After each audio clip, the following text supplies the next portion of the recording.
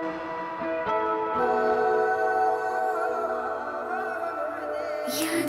यदा हि धर्मस्य ग्लानिर्भवति भारत अभ्युत्थानम् अधर्मस्य तदात्मानं सृजाम्यहम्।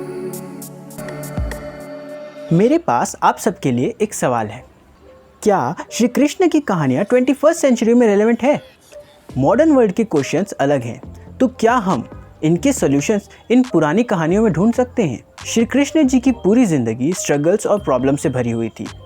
उनकी स्टोरीज धार्मिक कथाओं से कहीं ज़्यादा है। जिस तरह मोबाइल फ़ोन या किसी भी इलेक्ट्रॉनिक डिवाइस के साथ एक यूज़र मैनुअल आता है और जिस तरह उन चीज़ों में आने वाली खराबी और एरर्स का सल्यूशन उस मैनुअल में पहले से ही दिया होता है, उसी तरह गौर से देखा जाए तो श्री कृष्ण की स्टोरीज पूरे ह्यूमन रेस के लिए एक यूज़र मैनुअल की तरह है। आज हम श्री कृष्ण की लाइफ से रिलेटेड कुछ 10 लेसन्स डिस्कस करने वाले हैं। अगर आपको इस वीडियो से वैल्यू मिलती है तो इस वीडियो को अपने दोस्तों और फैमिली मेम्बर्स के साथ शेयर कीजिए और इस नॉलेज को ज़िंदा रखिए।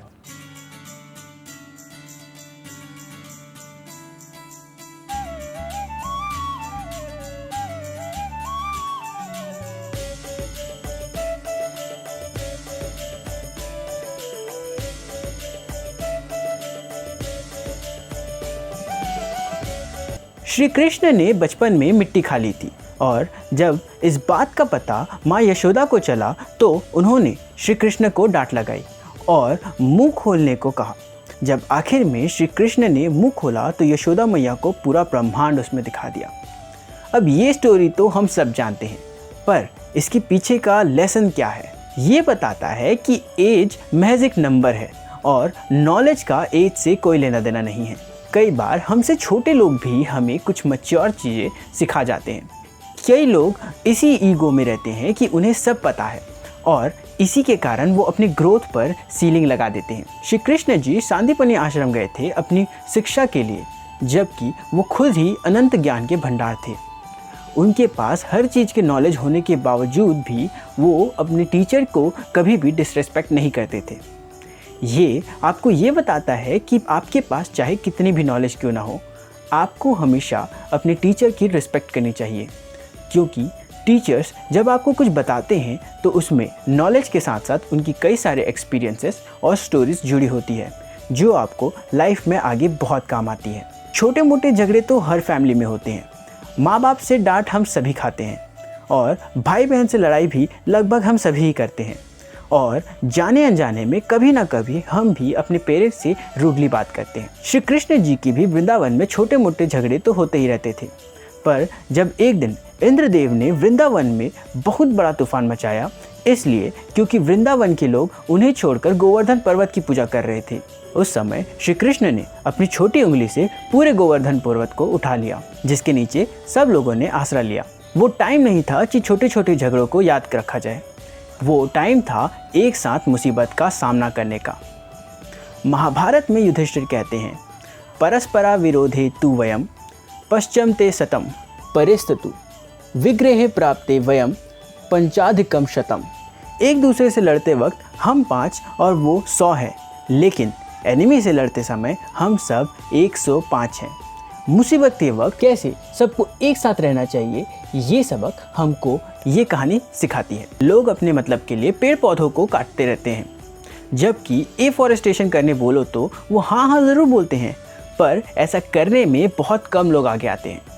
कई लोग रोज़ सुबह उठ के भगवान की पूजा तो करते हैं, पर वही लोग बाहर जाकर कचरा फेंक देते हैं। श्री कृष्ण जी ने इंद्रदेव की पूजा करने से मना किया और गोवर्धन पर्वत की पूजा करने को कहा। उनका कहना था कि देवों का जो काम है वो करेंगे ही, पर प्रकृति जो आपको जीवन देती है उनकी पूजा करनी चाहिए, क्योंकि उन्हीं की वजह से तो यहाँ पे जीवन संभव है। अब इस कहानी से श्री कृष्ण आप सबको कहना चाहते थे कि आइडल वर्शिप में ही लिमिटेड मत रहो, बल्कि जिन चीज़ों से आपकी लाइफ मिलती है उन चीज़ों की भी रिस्पेक्ट कीजिए। लोग आज भी गोवर्धन पूजा को धूमधाम से मनाते हैं, पर नेचर जिसकी रिस्पेक्ट आपको हर समय करनी चाहिए काफ़ी लोग नहीं करते हैं। अपने आसपास के सराउंडिंग्स को क्लीन रखिए, ज़्यादा से ज़्यादा प्लांटेशन कीजिए और उन्हें प्रोटेक्ट कीजिए। ये है असली नेचर वर्शिपिंग का मतलब। लीडरशिप के बारे में हम श्री कृष्ण जी से क्या सीख सकते हैं? श्री कृष्ण जी को लोग प्यार से माखन चोर कहते थे। वो गोपियों का माखन चुराते थे।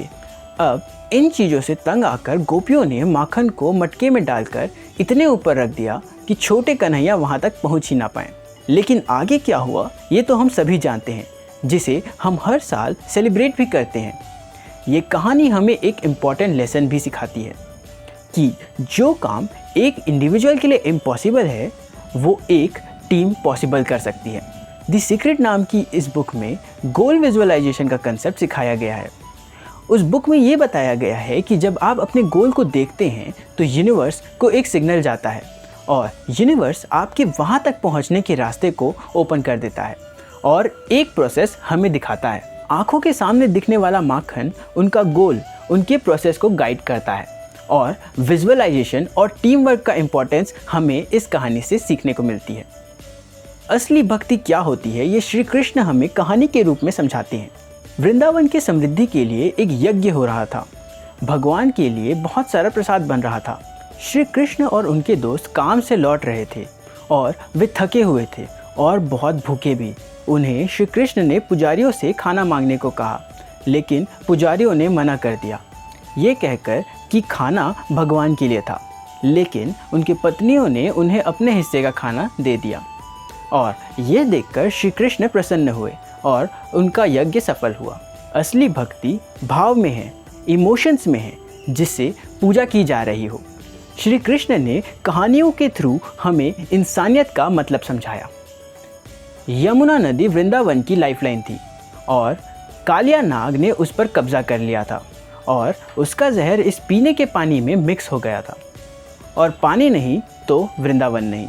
श्री कृष्ण ने अपनी जान की परवाह न करते हुए कालिया को हराया, लेकिन कालिया नाग के साथ लड़ते समय श्री कृष्ण को कुछ हो जाता तो?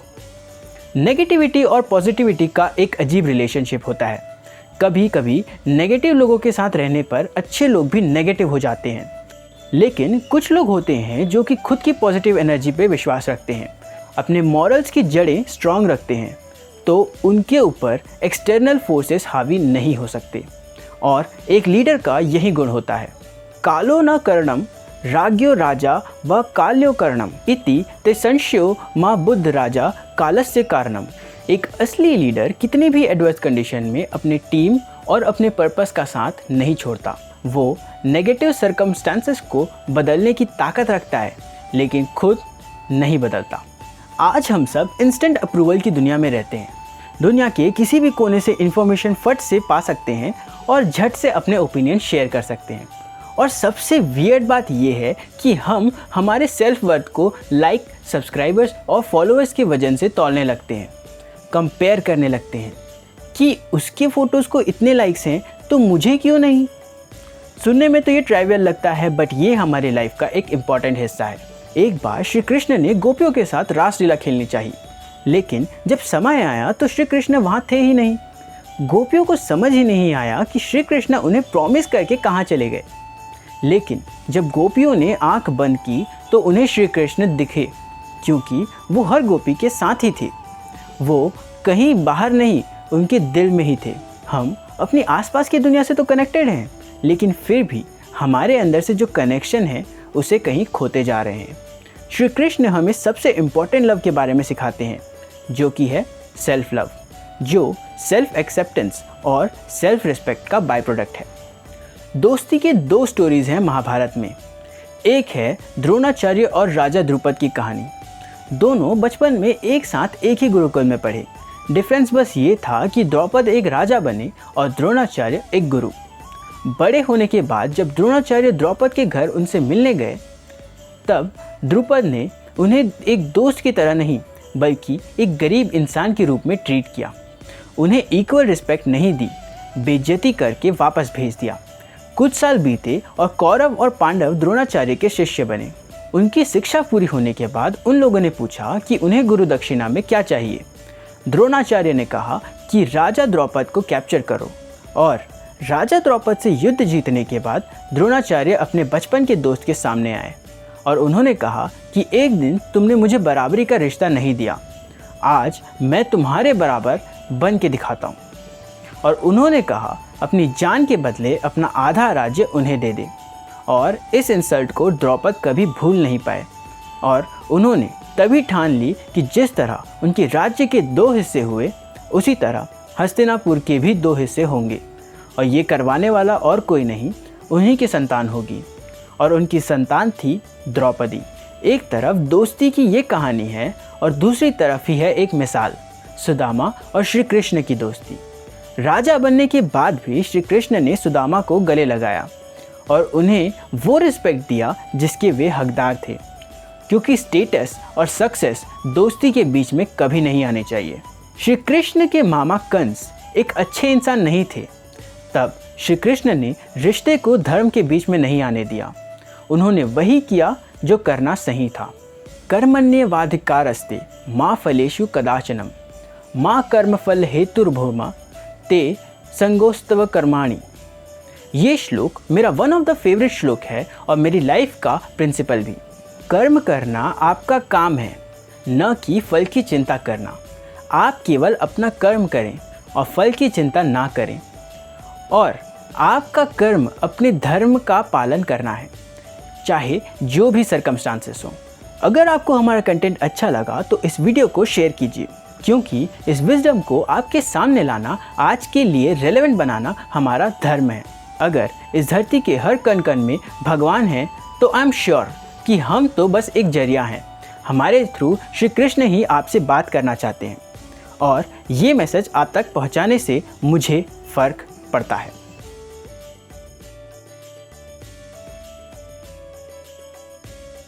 हे व्यूअर्स, मैं हमेशा से सोचता था कि सोशल मीडिया इतना नेगेटिव क्यों है और इन्हीं सोशल नेगेटिविटी को पॉजिटिव वे में आप सब तक पहुंचाना और हर तरफ पॉजिटिविटी और अवेयरनेस फैलाना ही हमारा यानी कि सोशल नाइट का मिशन है।